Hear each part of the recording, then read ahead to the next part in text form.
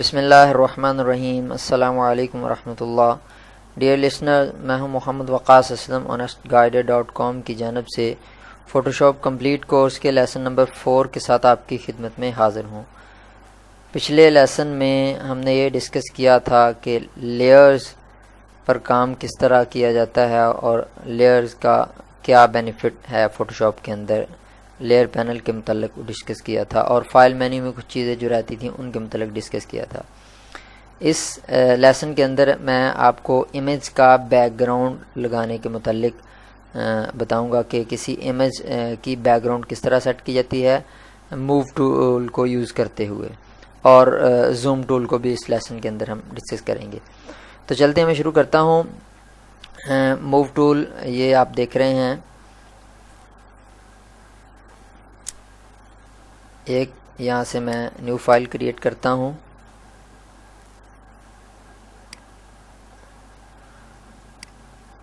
इस फाइल के अंदर मूव टूल जो बेसिकली यूज़ होता है ये इमेज को या सिलेक्शन को मूव करने के लिए, ट्रांसफ़र करने के लिए यूज़ होता है। तो आप देख सकते हैं कि ये मेरे पास इमेज है, इसको मैं यहाँ से एक बात आपको बताता चलूँ, अगर लेयर लॉक होगी यहाँ से, फॉर एग्जांपल ये लेयर यहाँ से लॉक है, तो मूव टूल को सिलेक्ट करके यहाँ से मैं इसको मूव करना चाहूँगा तो ये मूव नहीं होगा और ये एरर आ जाएगा, लेयर इज़ लॉक्ड। तो यहाँ से मुझे पहले इसे अनलॉक करना पड़ेगा, फिर अनलॉक करके यहाँ ओके कर दूँगा इसको। और अब इसको मैं मूव टूल सेलेक्ट करके इसको मैं मूव कर सकता हूँ। अब दूसरी बात यह है कि जब इसको मूव करने के लिए माउस का लेफ़्ट बटन उसको प्रेस करके माउस को ड्रैग करना है। माउस के जो लेफ़्ट बटन है माउस का उसको दबा के रखना है और माउस को ड्रैग करना है। इस तरीके से आप इसको मूव कर सकते हैं। और इसको मूव करके अगर मैं ये न्यू फाइल जो मैंने क्रिएट की है इसके अंदर लेके जाना है तो फिर किस तरह, माउस के लेफ़्ट बटन को प्रेस करके माउस को ड्रैग करते हुए, ये देखें यहाँ से इस फाइल के ऊपर जब मैं कर्सर लाया तो वो दूसरी फाइल जो न्यू फाइल क्रिएट की थी वो शो हो गई।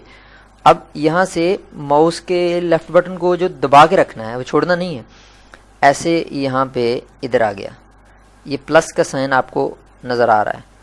ये ऐसे जब जैसे उसके मैंने माउस के बटन को जो दबा के रखा था लेफ़्ट बटन को, उसको छोड़ा तो वो जो इमेज जिसको मैंने वहाँ से मूव करके इधर लाने के लिए पकड़ा था वो इधर आके पेस्ट हो गया। इसी तरह से हम किसी चीज़ को सिलेक्ट करके भी उसकी सिलेक्शन करके कट करके भी उसकी पेस्ट उसको कर सकते हैं, कॉपी पेस्ट भी कर सकते हैं।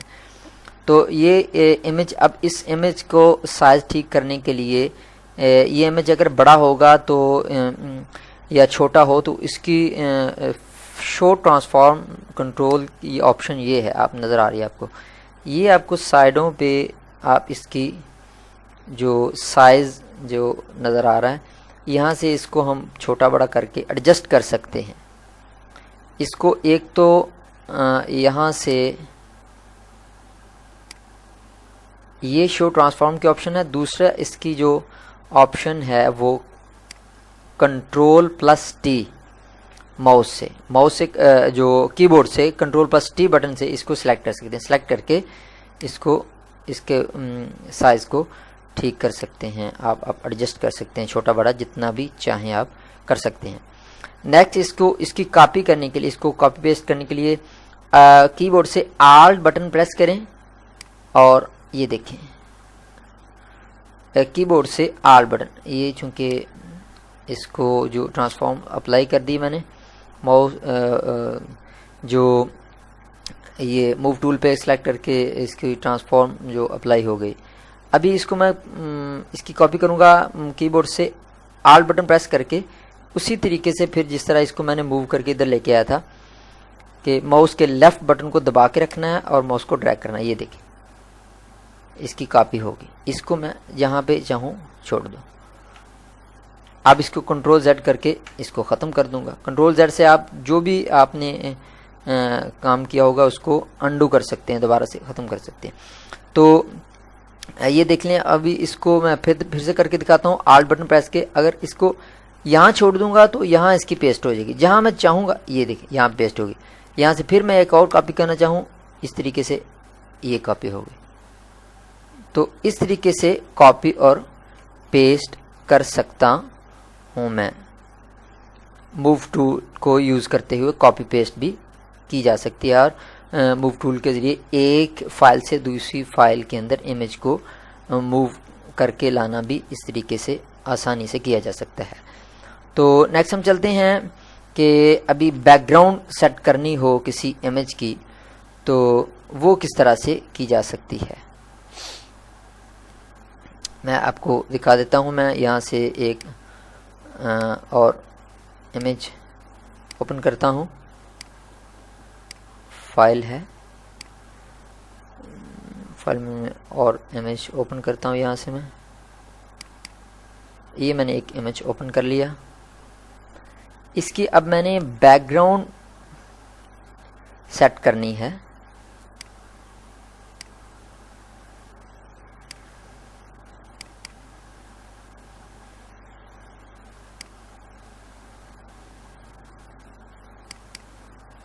ये मेरे पास एक PNG फॉर्मेट में लोगो ऑनेस्ट गाइडर लोगो एक पड़ा है मेरा। इसको मैं सेट करना चाहता हूँ अपनी इस इमेज के background as a background image background. तो वो किस तरह होगा वो मूव टूल को यूज़ करते हुए मैं अभी आपको दिखाता हूँ। तो यहाँ से मैं एक न्यू फाइल क्रिएट कर लेता हूँ।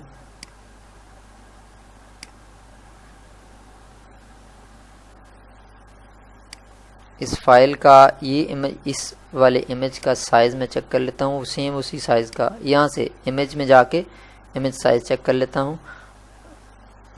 96713 सेम इसी साइज़ की न्यू फाइल में क्रिएट कर लेता हूँ। 96713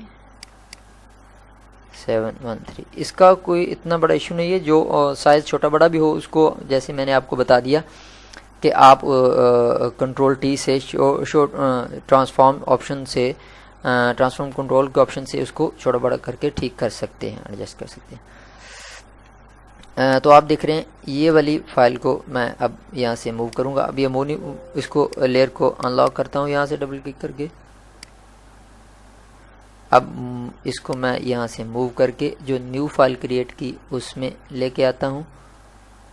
आप देख रहे हैं इसको मैं ये चूँकि फ़ाइल बिल्कुल नई फाइल जो मैंने क्रिएट की थी, वो जो इमेज मैं इधर मूव करके लाया हूँ उसके बिल्कुल उसका साइज, इस न्यू फाइल जो क्रिएट की इसका साइज बिल्कुल सेम है, इसलिए इसके ऊपर पूरी फिट आ गई। अब यहाँ से मैं जो ये वाला लोगो है इसको यहाँ से मूव करके इधर लेके आता हूँ। तो ये वाला लोगो मेरा इधर आ गया। अब इसको मैं यहाँ पे इसकी बैकग्राउंड में सेट करता हूँ।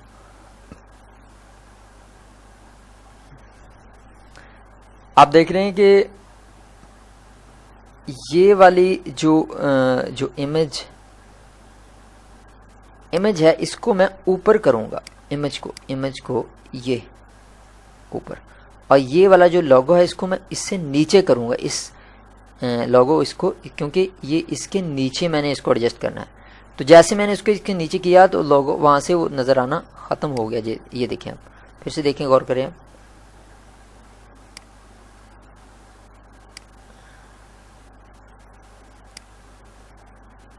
ये लोगो जो है ये ऊपर चला गया और लेयर इमेज नीचे आ गया, लोगो शो हो गया। अब इसको मैं जैसे ही ये नीचे करता हूँ इमेज के, यहाँ से कर लें, ये देखें तो लोगो जो है नीचे चला गया उसके, अब इमेज के बैक पे चला गया, इमेज ऊपर है। अब इसको मैं क्या करूँगा, यहाँ से ये देखें, अब मैं इसको इमेज को हाइड करके आपको दिखा देता हूँ। ये बैक एंड पे ये मेरा लोगो है, इसको भी यहाँ से मैं इनविजिबल करूँ, ये फिर विजिबल कर देता हूँ, इसको मैं फिर विजिबल यहाँ से करता हूँ। तो अब इमेज वाली लेयर को सिलेक्ट करके इसकी ओपेसिटी यहाँ से कम करनी है। ये ओपेसिटी है, इसको मध्यम करना है। यहाँ से अब इसकी ओपेसिटी 100% है, तो ओपेसिटी इसकी ट्रांसपेरेंसी जो है वो कम हो जाती है। यहाँ से मैं इसकी ओपेसिटी जो है, ये देखें, जैसे जैसे इसकी मैं ओपेसिटी कम करता जा रहा हूँ, ये मुझे इमेज पीछे से नज़र आता जा रहा है, वो लोगो नज़र आ रहा है। तो मैं अपनी मर्ज़ी से कि किस कदर, ये देखें, आप देख रहे होंगे ये नज़र आ रहा है।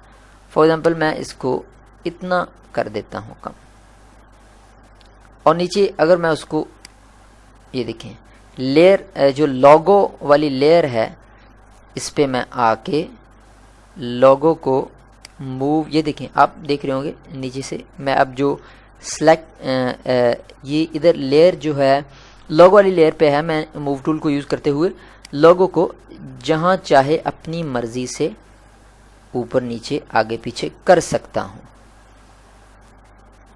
कंट्रोल टी के ज़रिए फिर से इसको मैं, इसका लोगो का साइज़ छोटा बड़ा यहाँ से कर सकता हूँ, अपनी मर्ज़ी से उसको मैं छोटा बड़ा, ये देखें, मैं कर सकता हूँ। फिर मैं इधर इसको मूव टूल पे जैसे ही क्लिक किया और अप्लाई का ऑप्शन आ गया, अप्लाई ट्रांसफॉर्म की, अप्लाई ओके कर दिया, अप्लाई हो गया। तो फिर इसकी ये लोगो की ट्रांसपेरेंसी कम नहीं करनी, ओपेसिटी कम नहीं करनी, ये करनी है आपने इस लेयर को सिलेक्ट करके, इमेज वाली लेयर को, इमेज वाली लेयर को सिलेक्ट करके आप देख सकते हैं यहाँ से इसकी ओपेसिटी अगर मैं 100% कर दूंगा तो वो बैक एंड पे जो लोगो वो नज़र आना ख़त्म हो गया। फिर से इसको, इसकी ओपेसिटी ये देखें, जैसे मैं कम करता जा रहा हूँ यहाँ से इसका, वो मुझे जितनी में जैसे मैं कम करता जाता हूँ इतनी वो नज़र आती है। तो अपनी मर्ज़ी जहाँ पे मैं चाहे इसको सेट कर सकता। फॉर एग्ज़ाम्पल मैं इतना सा इसको ट्रांसपेरेंट कर देता हूँ, इसकी ओपेसिटी 83% मैंने सेट कर दी। तो इस तरीके से किसी इमेज की बैकग्राउंड हम इमेज के बैकएंड पे कोई बैकग्राउंड सेट कर सकते हैं।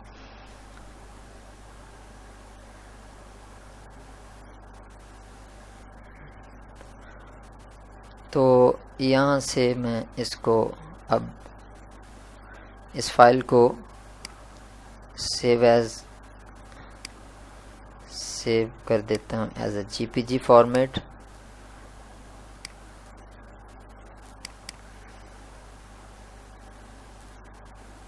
ये मेरे पास जिस नेम से पहले फाइल पड़ी थी, इसको जैसे ही मैं प्रेस करूँगा, do you want to replace it, same name से मैं उसको रिप्लेस कर रहा हूँ। तो वो ये मेरे एक्चुअली ये फ़ाइल ओपन है इसलिए ये सेव नहीं हो रही, इसको मैं यहाँ से पहले क्लोज़ करना पड़ेगा फाइल को। ये मैं क्लोज़ करता हूँ। तो ये जो चेंजिंग की है इसको सेम नेम से मैं ये सेव एज की ऑप्शन को यूज़ करते हुए जेपीजी फॉर्मेट के अंदर सेम नेम में जेपीजी फॉर्मेट के साथ में उसको replace, do you want to replace it, yes करके इसको मैं ये सेव कर दिया। तो मेरे पास वो फाइल जेपीजी फॉर्मेट में आप देख सकते हैं कि सेव हो गए। तो ये है एक बड़ा आसान सा तरीका किसी इमेज के बैकग्राउंड को सेट करने का। अभी इसमें ट्यूटोरियल लंबा हो गया तो अभी इसको यहाँ पे मैं ख़त्म करता हूँ। उम्मीद करता हूँ कि आपको ये ट्यूटोरियल पसंद आया होगा।